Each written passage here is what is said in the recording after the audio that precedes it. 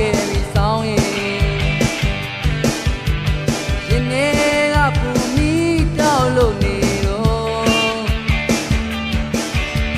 ပူငိမ့်နဲ့ပါချမ်းမြေအေးမြတဲ့နေကလေးဒီလူသားနဲ့နေမောင်လွမ်းခဲ့ပြီးချစ်ဆုံးစွန့်ခွာပြေးထွက်သွားခဲ့